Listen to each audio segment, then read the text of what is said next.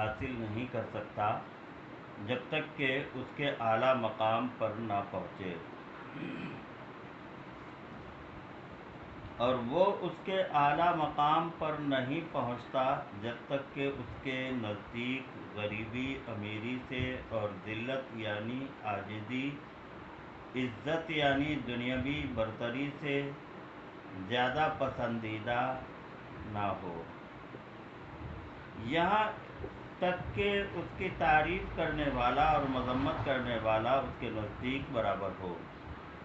اور آپ کے شاگردوں نے اس جملے کی تفسیر یوں فرمائی کہ یہاں تک کہ اسے حلال رزق میں غریبی حرام کی امیری سے زیادہ پسند ہو، اور اللہ تعالیٰ کی اطاعت میں تواضع کرنا اسے اللہ تبارک و تعالیٰ کی نافرمانی میں عزت پانے سے زیادہ محبوب ہو، اور یہاں تک کہ اس کے نزدیک سچائی میں اس کی تعریف اور مذمت کرنے والے برابر ہوں، تعریف کرنے والے کی طرف مذمت کرنے والے کے مقابلے میں زیادہ مائل نہیں ہوتا۔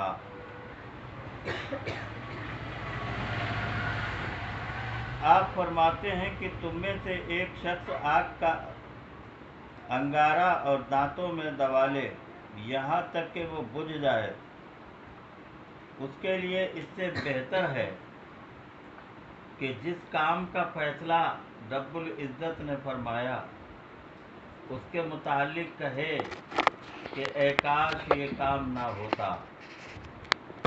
مزید فرماتے ہیں کہ اصحاب رسول اللہ صلی اللہ علیہ وسلم کی نسبت لمبی نمازوں میں تم سے زیادہ متوجہ تھے، اور فرماتے کہ ایک شخص حکام کے گھروں میں ہونے والی برائیوں سے غائب نہیں ہوتا، اور اس پر اتنا بوجھ ہوتا کہ جتنا کہ وہاں موجود لوگوں پر، کیونکہ اس کی خبر پہنچتی ہے تو اس پر راضی ہوتا ہے اور خاموش رہتا ہے۔ واللہ اعلم بالصواب۔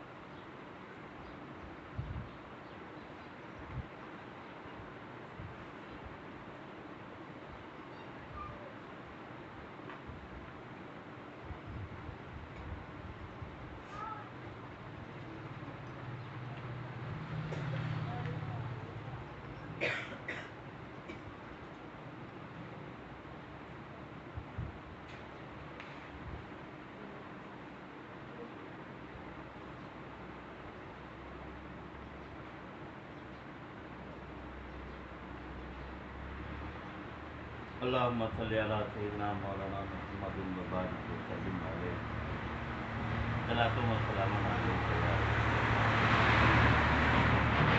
توحید باری تعالیٰ کی ماہیت قال میں جاری نہیں ہوتی، نہ اس کی کیفیت دل میں کھٹکتی ہے، وہ مثالوں اور تشبیہوں سے بھرا ہے، اس کی صفات اس کی ذات کی طرح قدیم ہیں، وہ اپنی صفات میں جسم نہیں، وہ اس سے مبرہ ہے کہ جسم کی بدعتوں کے مشابہ ہو یا اس کی بتائی ہوئی چیزوں کی طرف منسوب کیا جائے، اس کے مثل کوئی شے نہیں، اور وہ سمیع اور بصیر ہے۔ اس کے مثل کوئی شے نہیں، شے جو ہے نا کوئی بھی جس کا تعلق جسم سے ہے، کسی نہ کسی وجود سے ہے، اور اللہ تبارک و تعالیٰ اپنے وجود میں کسی بھی چیز کا محتاج نہیں ہے، وہ کسی چیز سے بنا نہیں اور بننے والی اشیاء سے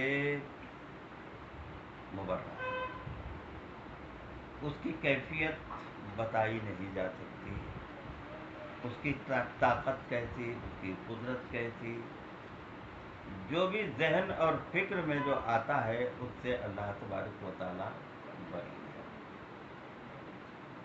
ذہن میں تمام تر نقشے ایسے ویسے آتے رہتے ہیں، रसूल सल्लल्लाहु अलैहि वसल्लम की सूरत भी ऐसे ही बनी है कि कोई ये नहीं जानता कि आपकी सूरत कैसी है। अलबत्ता उसके अमल के एतबार से जैसी भी सूरत मैसर हो जाए तो ये समझा जा सकता है कि वो सूरत जो सामने है वो हमारे अमल की सूरत है।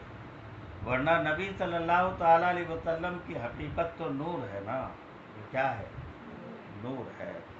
और उस नूर को जो है वो नूरानी आँख ही पा सकती है, दूसरी नहीं। ज़ाहिरी आँखों से जब रसूल सल्लल्लाहु ताला अलैहि वसल्लम को कोई अगर देखता है तो वो अपने नूर और अपने अमल के एतबार से देखता है। हुजूर की हकीकत को ना किसी ने पाया है और ना किसी को पाने की हिम्मत है। आप फरमाते हैं कि मेरी हकीकत मेरे रब के अलावा किसी ने जाना नहीं। मतलब ये है कि रब कौन सी सिफत है, क्या है, वो इस्मुल्लाह है। क्या है? इस्मुल्लाह है। आपकी हकीकत को कैसे कोई पहचाने? जिस तरीके से इस्मुल्लाह को कोई जो है ना कमा हक हो नहीं पहचान सकता है, इसी तरीके से आपकी हकीकत को भी कोई पहचान सकता नहीं।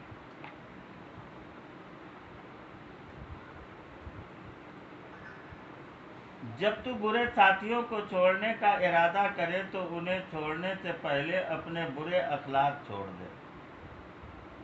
पहले क्या कर? बुरे अखलाक अपने छोड़ दे, क्योंकि तेरा नफ्स तेरे ज़्यादा करीब है और करीबों का ज़्यादा हक है कि उसके साथ अच्छा सलूक किया जाए।